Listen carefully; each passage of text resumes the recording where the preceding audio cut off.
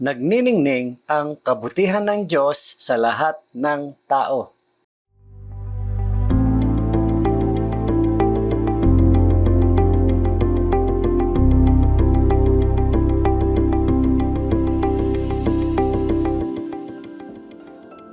Kamusta po kayo? Pastor Arnold po. Maraming tao ang nag-iisip na makakatanggap lang ng mabuting regalo mula sa Diyos kung mabuti ka rin. Pero nagkakamali tayo kapag inihahambing natin ang Diyos kay Santa Claus. Kay Santa Claus may kanta pa nga, he's making a list, checking it twice, going to find out if you're naughty or nice. Pero hindi ganyan ang Diyos. Wala siyang listahan ng naughty at nice. Pagdating sa kanyang mga pagpapala, sabi ng Bible, God makes the sun rise on both good and bad people, and He sends rain for the ones who do right and for the ones who do wrong. Mapapasa po natin yan sa Matthew 5 verse 45 ng Contemporary English Version. Hindi namimili ang Diyos pagdating sa kanyang biyaya at kabutihan. Inaalok niya ang kanyang grace sa lahat. Kahit pa sa mga taong hindi naniniwalang siya ay totoo. Sumusunod ka man sa kanya o hindi, binibigyan ka pa rin ng Diyos ng kanyang biyaya sa bawat sandali ng buhay mo.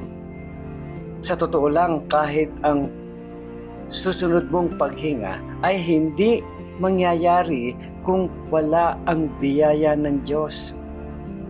Gaya ng sinabi sa mga awit, the Lord is good to everyone. Psalm 145 verse 9 ng New Living Translation. Malayo ito sa tinuturo ng mundo. Ang turo ng mundo, nakukuha mo sa buhay kung ano ang karapat-dapat sa iyo. Sa Hinduism, tinatawag itong karma. Paniniwalang may sanhi at bunga ang lahat ng ginagawa mo. Kung may mabuting nangyayari sa iyo, dahil daw yan sa mabubuting ginawa mo noon. Kung may masasamang nangyayari, dahil daw yon sa mga maling nagawa mo dati. Pero ang Diyos ay kumikilos sa pamamagitan ng grace, hindi karma. Kung karapat-dapat sa iyo ang ibibigay ng Diyos, hindi ka na sana nabubuhay ngayon.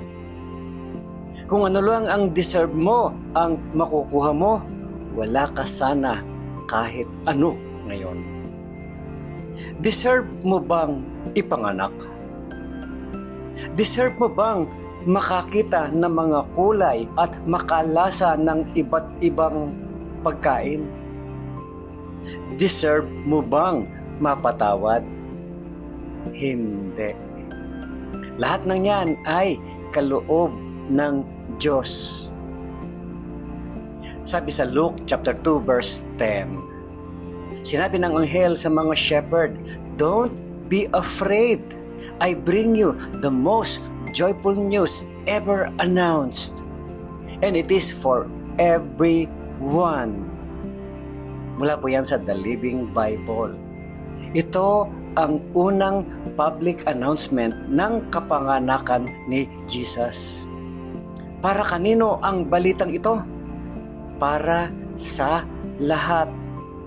Ibig sabihin, para sa bawat lahi, bawat relihiyon, bawat antas ng pamumuhay at bawat kultura sa buong mundo.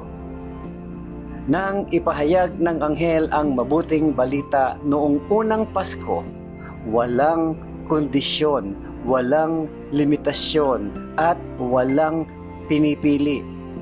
Walang requirement kung sino ang pwedeng makarinig at tumugon sa good news. Totoo pa rin ito hanggang ngayon. Ang Pasko ay para sa lahat dahil ang Diyos ay mabuti sa lahat. Think about this, my friend. In what ways do you sometimes feel that you need to be good enough before God will bless you? Sa anong mga pagkakataon mo nararamdaman na kailangan mo munang maging sapat o maging mabuti bago ka pagpalain ng Diyos? Pag-isipan mo yun. Pangalawa, think about this. Which shapes your view of life more? Karma or grace? How does this show up in your daily decisions? Alin ang mas nakaka-impluwensya sa pananaw mo sa buhay? Karma ba o grace? Paano ito lumalabas sa mga desisyon mo araw-araw? Paano nga ba? At pangatlo, think about this. Since God's goodness is for everyone, how can you reflect that goodness to others? Especially to people who are different from you. Dahil ang kabutihan ng Diyos ay para sa lahat. Paano mo ito maipapakita sa iba? Lalo na sa mga taong iba ang ugali, paniniwala o pinanggagalingan kaysa sayo. Muli po, ito si Pastor Arnold Adriano. At ang encouragement na ito ay hatid sa inyo ng Malabon Community Church. Have a great day, my friend. At huwag mong kakalimutan kung sino ang gumawa ng araw na ito.